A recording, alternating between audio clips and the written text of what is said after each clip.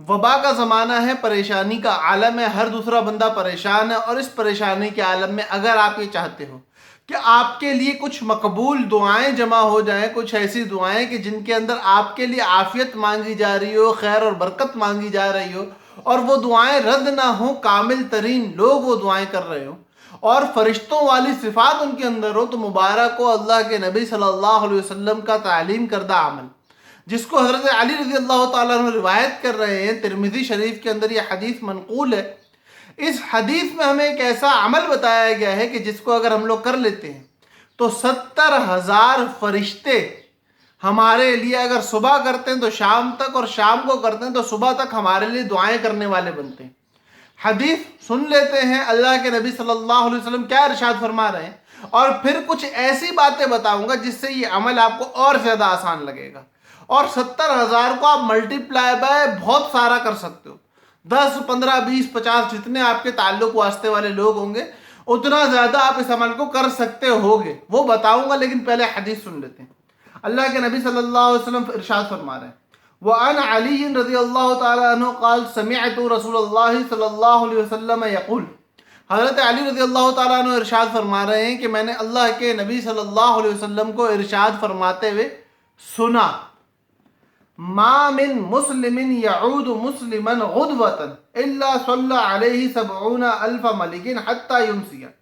کوئی مسلمان دوسرے مسلمان کی عیادت نہیں کرتا صبح کے وقت، مگر ہوتا یہ ہے کہ اللہ کی طرف سے 70,000 فرشتے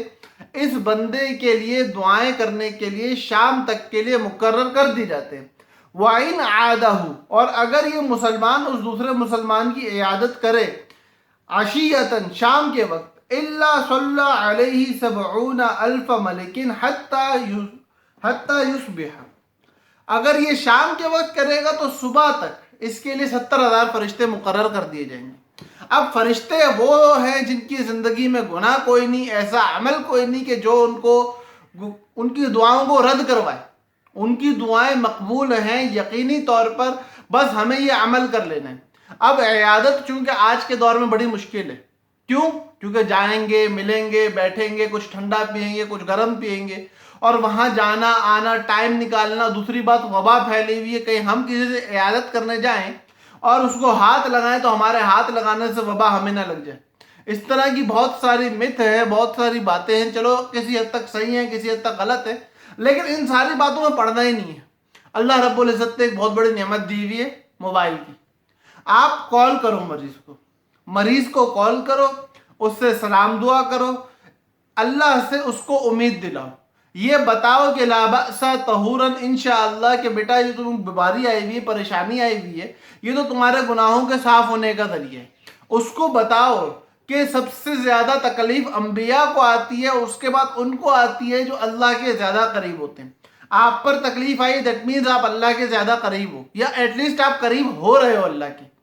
تو یہ اس کو امید دلاؤ، اس کو یہ بتاؤ کہ اللہ تو کانٹا لگنے پہ بھی اجر دیتا ہے، تو آپ پہ اگر مصیبت اور پریشانی آئے گی تو اللہ کو کتنا نواز رہا ہوگا، اور اس کو امید دلاؤ کہ ان مع العسر یسرا، کہ اللہ رب العزت نے تو ہر تنگی کے ساتھ آسانی رکھی ہوئی ہے، آپ پہ تنگی بڑی آئی تو آسانی بھی بڑی آنے والی ہے، تیار رہو، اللہ پاک آپ کو بہت نوازنے والا ہے۔ جب آپ اس کو امید دلا رہے ہوگے، اس کو موٹیویٹ کر رہے ہوگے، اس کے اندر اللہ سے ہونے کا یقین پیدا ہو رہا ہوگا، تو آپ اس کی بیمار پرسی، اس کی عیادت کا حق ادا کر رہے ہوگے، کیونکہ اللہ کے نبی صلی اللہ علیہ وسلم فرماتے ہیں، جس کا مفہوم ہے حدیث کا، کہ عیادت تو چلتی سواری پہ کی جاتی ہے، مطلب مریض کے پاس بیٹھ کے اس سے دنیا جان کی باتیں کر کے پریشان کرنا مقصد نہیں ہوتا، عیادت میں اس کو اللہ سے امید دلا کے وہاں سے نکلنا ہے۔ تو بھائی اگر یہ کام ہم لوگ کر سکتے ہیں تو کر لیں،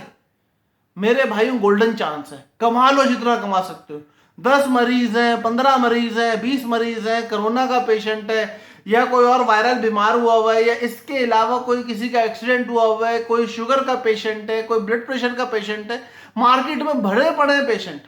ہر بندے سے جس سے تعلق ہے، واسطہ ہے، دن میں 2 منٹ 3 منٹ کال کر لو، بات کر لو، 1 منٹ کی کال کر لی، 2 منٹ کی کال کر لی، آن نیٹ جتنے مریض موجود ہیں ان کو ہی کر لو، آف نیٹ کو چھوڑ دو، تو بھی بہت بڑا مجمع جمع ہو جائے گا۔ تو اس لیے میرے بھائیوں میری بہنوں، بہت آسان راستہ ہے، بہت ہی سہولت کا راستہ ہے، مسلمان کا کسی دوسرے مسلمان کے لیے عیادت کر لینا، یہ اس کے اپنے گھر میں، اس کے اپنے معاملات میں عافیت کا ذریعہ ہے۔ امید ہے میرے بھائیوں کو، میری بہنوں کو بات سمجھ میں آ گئی ہوگی۔ اس بات کو اتنا پھیلا دو کہ ہم سب ایک دوسرے کا خیال کرنے والے، ایک دوسرے کی عیادت کرنے والے بنے۔ اللہ پاک ہم سب کا حامی و ناصر ہو۔ السلام علیکم ورحمۃ اللہ